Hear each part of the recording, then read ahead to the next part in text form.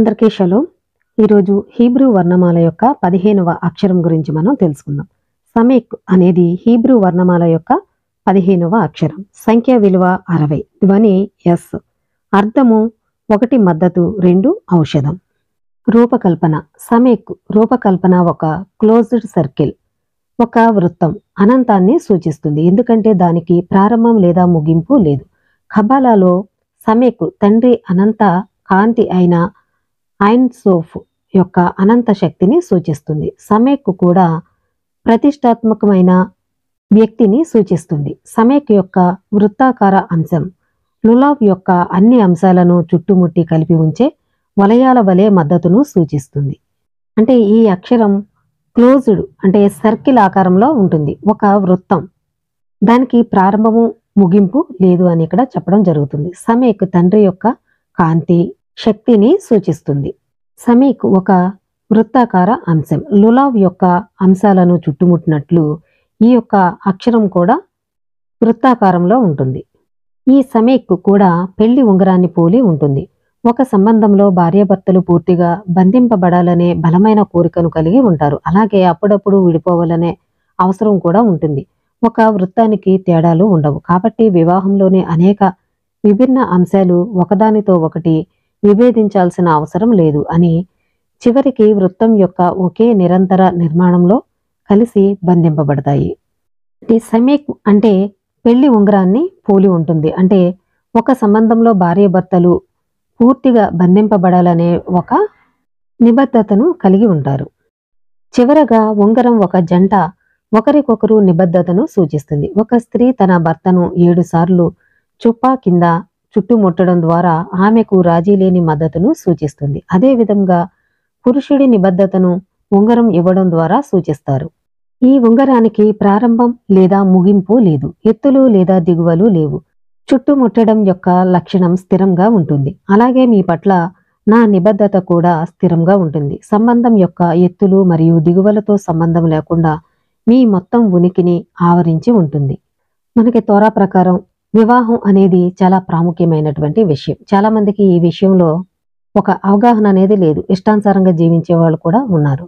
అంటే భార్య పట్ల భర్త, భర్త పట్ల భార్య ఒక నిబద్ధతను కలిగి ఉండాలి. చాలా మంది చేసుకుంటారు, ఎందుకు వదిలేస్తారో తెలియదు. ఎందుకంటే స్వేచ్ఛానుసారంగా జీవించడానికి వాళ్ళు ఈ విధంగా చేయడం అనేది జరుగుతుంది. ఒకరినొకరు గౌరవించుకున్నప్పుడు, ఒకరి అభిప్రాయాలు ఒకరు గౌరవించినప్పుడు ఆ బంధం నిలబడుతుంది. మనలో ఉన్న తప్పుల్ని కప్పిపెట్టుకుని ఎదుటివారిలో ఉన్న తప్పుల్ని ఎత్తి చూపినప్పుడు ఎలాంటి బంధం కూడా నిలబడదు. సీనాయి పర్వతం వద్ద ఎలోహింతో వివాహం చేసుకున్న ఇశ్రాయేలు ప్రజల గురించి కూడా మనం ఇదే భావనను కనుగొంటాము.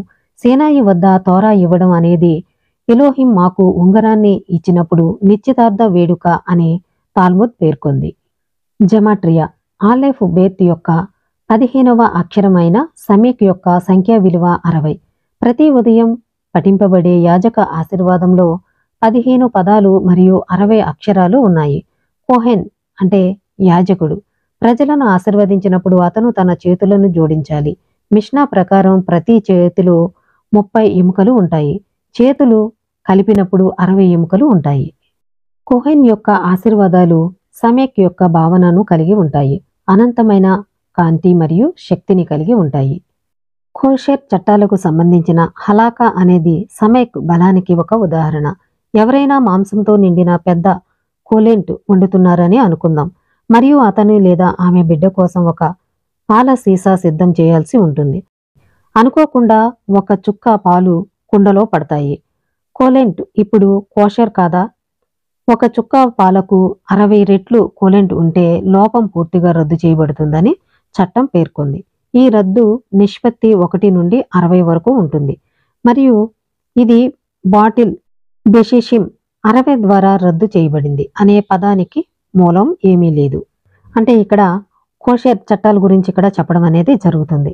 ఒక పెద్ద పాత్రలో మాంసాహారం వండుతున్నప్పుడు ఒక స్త్రీ తన బిడ్డ కోసం ఒక పాల సీసాని సిద్ధం చేస్తున్నప్పుడు ఒక చుక్క దానిలో పడినప్పుడు అది కోషర్ అవుతుందా అని ఇక్కడ దాని గురించి వివరించడం అనేది జరుగుతుంది.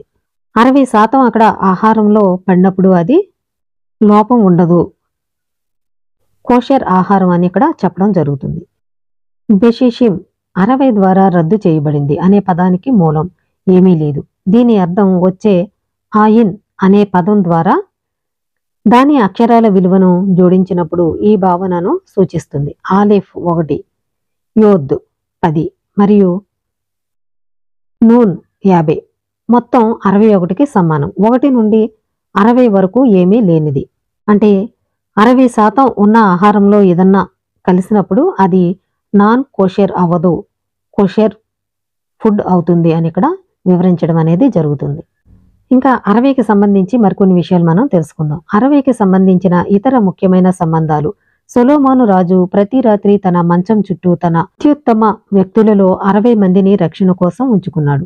మిష్నాలో 60 ప్రబంధాలు ఉన్నాయి. నిద్ర మరణంలో 60 వంతు, కళ ప్రవచనంలో 60 వంతు, అగ్ని నరకంలో 60 వంతు మరియు తేనె మన్నాలో 60 వంతు. ఆలెఫ్ బెత్ యొక్క 15వ అక్షరం కావడంతో సమేక్ 15వ సంఖ్య ద్వారా వివాహానికి ఆసక్తికరమైన సంబంధాన్ని పంచుకుంటుంది. తాల్ముద్ ఇలా చెబుతుంది, యూదు ప్రజలకు ఆవ్ 15వ తేదీ కంటే గొప్ప ఆనంద దినాలు ఎప్పుడూ లేవు. ఆవ్ నెల 15వ తేదీన ఇజ్రాయేలులోని ఒంటరి యువతులు పొలంలోకి వెళ్లి ఒక వృత్తంలో అంటే సమేక్ ఆకారంలో నృత్యం చేయడం అనేది జరుగుతుంది. ఇంకా వారు ఈ విధంగా చెప్పడం కూడా జరుగుతుంది. అబ్బాయిలారా, మీ కళ్ళు పైకెత్తి చూడండి మరియు మీరు భార్యలను కనుగొనండి అని పాడేవారు. వివాహంలో కలిసిన స్త్రీ పురుషులు గొప్ప ఏకత్వాన్ని సూచిస్తారు మరియు అందువల్ల ప్రపంచంలోనే గొప్ప ఆనందాన్ని సూచిస్తారు. కాబట్టి ఈ ఆనందాన్ని సమేక్ వృత్తానికి ఆపాదించవచ్చు. ఈ విషయాలన్నీ తాల్ముద్ వివరిస్తుంది.